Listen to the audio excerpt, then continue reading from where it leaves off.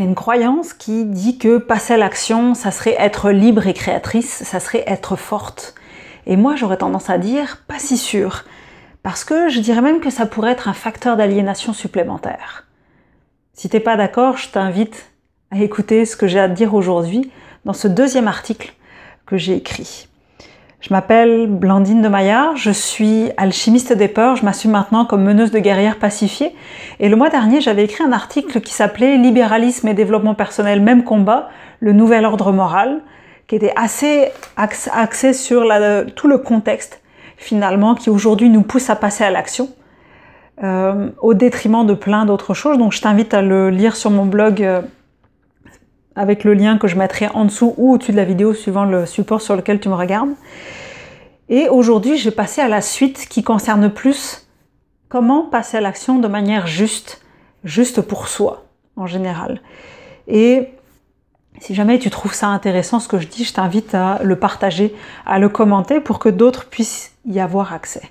Donc, on plonge tout de suite dans l'article que j'ai écrit.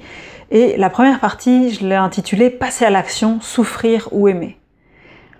Une chose avec laquelle je trouve qu'on a du mal dans notre société de hamster frénétique, c'est d'arrêter de réagir aux choses sous prétexte de passer à l'action.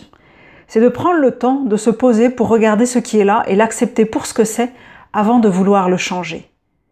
Parce que sous prétexte de créer ce que l'on veut, on finit par être prisonnier d'un système que l'on n'a pas pris le temps d'apprécier dans sa complexité. Ça revient sinon à souffrir en résistant de manière illusoire à ce qui est là ou aimer ce qui est là de toute façon, qu'on le veuille ou non. Et c'est pour ça que je disais à la suite, réagir, c'est être comme une raquette de ping-pong qui renvoie la balle dès qu'elle nous touche et être limité à cela, c'est-à-dire une riposte. Ou sinon, créer, c'est prendre le temps de regarder tout ce qui est là et voir ensuite qu'est-ce qu'on a envie de créer de beau avec. Ce que je mets #beauté. Donc je rappelle, les hashtags, c'est des petites blagues que je mets à côté ou des petites considérations vraiment raccourcies que je place comme ça pour pas alourdir le texte. Se battre contre le réel pour le changer, c'est pas la même chose que de composer avec lui pour en tirer le meilleur, voire le faire évoluer. Composer avec le réel, parce que je mets des guillemets parce que le réel c'est le réel perçu par nous, demande bien plus d'imagination et de souplesse que de juste réagir. Ça nous emmène dans des possibilités bien plus riches que ce qu'on avait envisagé au départ. Ça demande d'impliquer toutes nos parts d'humanité et pas juste celles qu'on voudrait faire briller aux yeux du monde. Se battre, se rebeller, réagir, c'est rester esclave. #souffrir, #servitude. Composer avec ce qui est là, y compris les contraintes, c'est devenir une créatrice à part entière. #aimer, #liberté. Liberté ou servitude, fais ton choix. Arrêtons les confusions de catégories. Attention, je te vois venir. #j'ai des jumelles XXXL. Je ne parle pas de faire l'autruche, de faire comme si tout allait bien dans le meilleur des mondes, de se défiler sans passer à l'action en espérant que ça s'évanouisse comme par magie. Ben voyons. Je ne parle pas non plus de dédouaner nos États pour tous les problèmes sociaux que provoque le néolibéralisme débridé en vigueur aujourd'hui. Je trouve essentiel de remettre les responsabilités aux bons endroits et arrêter de faire peser sur l'individu le poids des problèmes de société. Je parle encore moins de se résigner en se disant que ça pourrait pas être mieux, qu'on est né pour un petit pain comme on dit ici au Québec ou que c'est la vie. Ce dont je parle, c'est de prendre le temps. Et je sens que je viens de dire un gros mot là quand je parle de prendre le temps, c'est-à-dire prendre le temps d'accepter la réalité telle qu'elle est plutôt que de vouloir la transformer immédiatement pour la fuir. Relis une deuxième fois, repense une deuxième fois à ce que je viens de dire. Plonger en soi plutôt que de travailler sur soi. Ce dont je parle, c'est de plonger réellement dans ce qui est inconfortable, de s'intéresser vraiment à ce que ça nous dit de nous et de nos besoins sans jugement. Je sais que c'est pas facile. D'écouter avec bienveillance ce qui a besoin d'être entendu et accueilli, mais qui l'a jamais été. De prendre soin de ce qui a besoin d'être soigné en nous. De prendre le temps de soigner et de respecter cette blessure sans se précipiter dans l'action.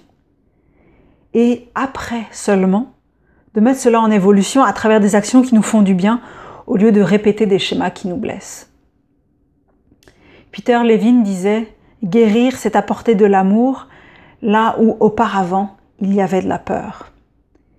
Et pour l'avoir vécu et le vivre encore, je sais que ça peut être vraiment très très inconfortable par moments.